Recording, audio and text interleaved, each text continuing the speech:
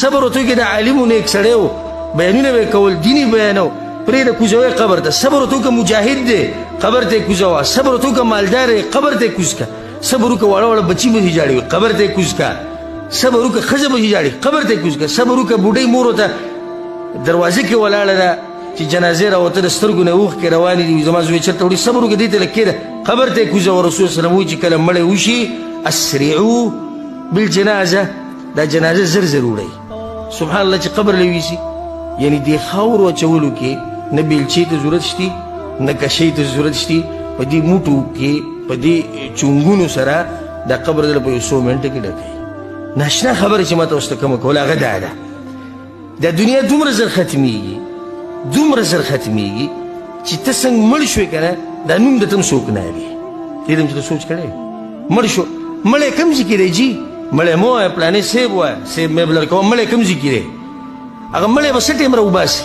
داسې مه وایه محترم سړی و مشر سړی و سپین ږیری و هاخوا شو مړی راوباسه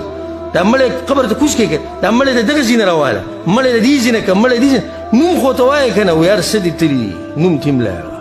ته لا په دې سوچ کې چې ښځه به وي او بچي به وي او جیداد به وي دا هر څه ختمي دا نوم د ته هم څوک نه پرېږدي دا ستا دا نوم نه دی دا هم تا ته څوک نه پرېږدي نو یوه شپه دغه ده چې په تا باندې مرګ راشي او بیا روان شي د مړو طرف ته سبحان الله زنکدن په وخت کې دوه قسمه خلک الله یې تذکیره کړې په قرآن کې اولنی قسم الله سبحانه وتعالی سوی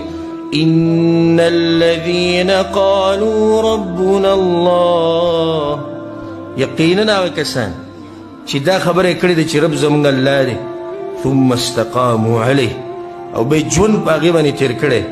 تتنزل عليهم الملائكة الله وی ملائک راکوزي کم ټیم کې چې دنه ساخ تتنزل عليهم الملائكة وی ورته څه دي دغه کولاو کوي ألا تخافوا ولا تحزنوا مه یریږئ په هغه څه باندې څه چې را روان دي او مه خفه کېږئ په هغه څه پسې چې دنه پاتې شو ولې وأبشروا بالجنة التي كنتم توعدون او ملائکو ته وایي موږ ته د هغه جنت زیری درکوو د څه چې الله لوس کړه خفه کېږه مه د شاته چې ستا د بچي دي الله به دوی حفاظت کوي د ستا د ښځه چې الله حفاظت کوي ځکه چې کله مور پلار نیکان الله وله بچي نه ضایع کوي واقعه د خضر علیه السلام ته اوس ته یاد دی که نه خضر او د موسی علیه السلام ټول